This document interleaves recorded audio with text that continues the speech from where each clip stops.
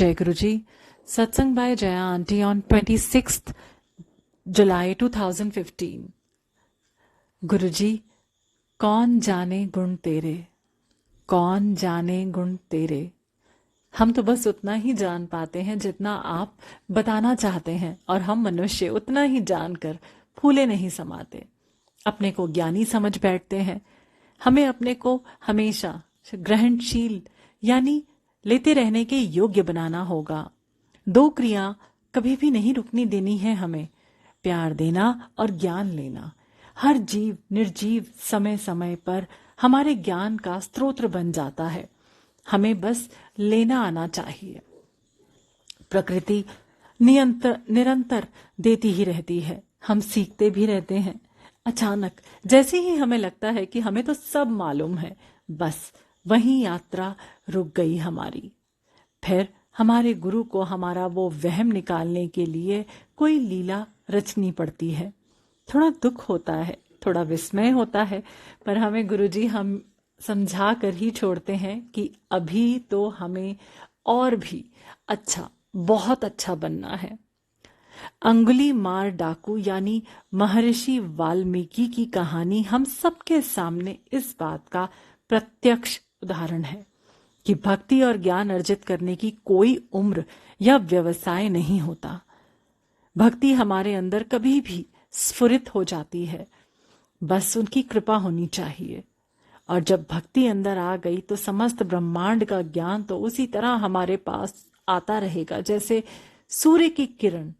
हमें छाता नहीं लगा देना है बीच में, यानी अपना दिमाग इस्तेमाल नहीं करना है। जब सृष्टि हमारे जरिए कुछ देना चाहती है, अपने सृजन को ऐसे माध्यम बनना है कि जो आए वही बाहर आए, बिना तोड़े मोड़े, बिना छने।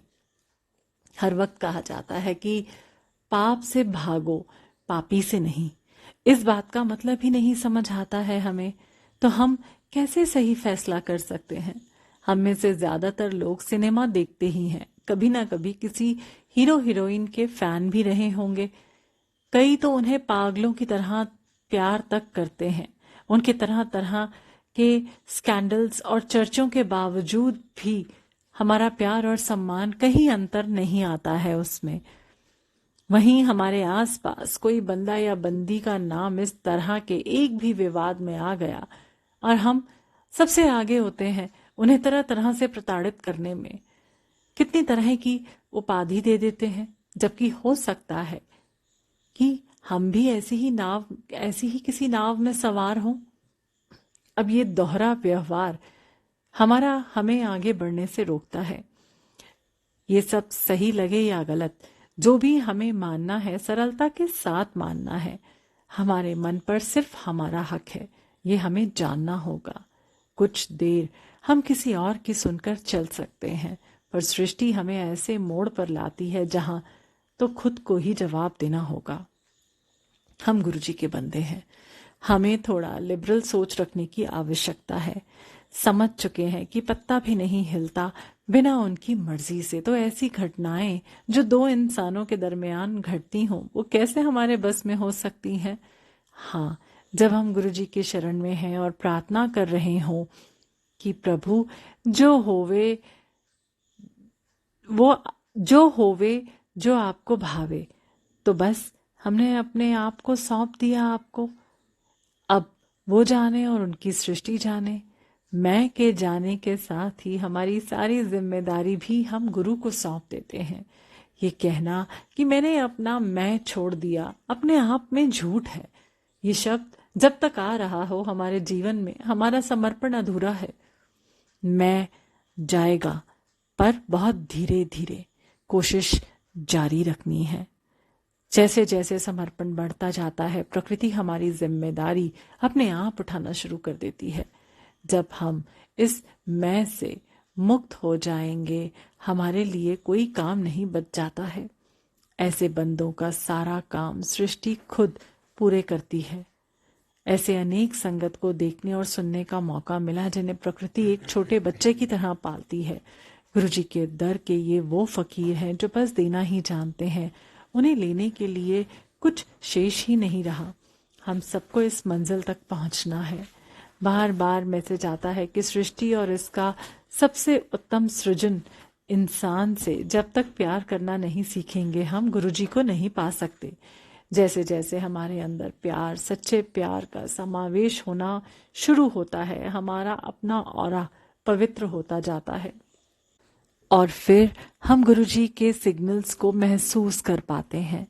गुरुजी हमेशा से हमारे आसपास ही होते हैं, हम उन्हें कब देख पाते हैं ये हमारे ऊपर है। जब हम किसी इंसान को टूट कर प्यार करते हैं तो सबसे पहले हमारा ईगो डिसॉल्व यानी घुलने लगता है।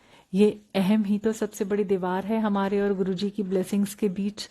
गुरुजी की ब्लेसिंग्स बारिश की हल्की हल्की फुहारों की तरह हर तरफ बरस रही हैं। हम डरकर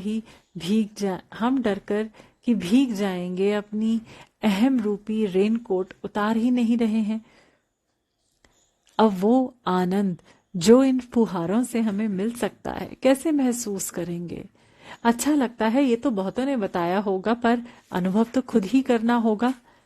अहम यानी अहंकार वही नहीं जो दूसरे को नुकसान पहुंचाए। अहंकार के कुछ साधारण बातें देखें। कुछ दिन पहले किसी दोस्त से बात हुई। तीसरे दोस्त के बारे में बताने लगी कि बेटे ने यहाँ शादी कर ली, बेटी ने भी ऐसा ही कुछ कर लिया और वो कहीं मुंह दिखाने लायक नहीं है। अहंकार ही तो है ये कि हम मान कर चल रहे हैं कि कल हमारे साथ ऐसा नहीं हो सकता है।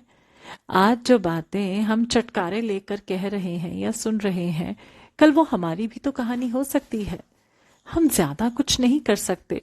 ऐसी बातों को सुनने से या कहने से खुद को रोक जरूर सकते हैं। उसके साथ हुआ तो हमारे साथ भी होगा, ये सोचकर डरना नहीं है।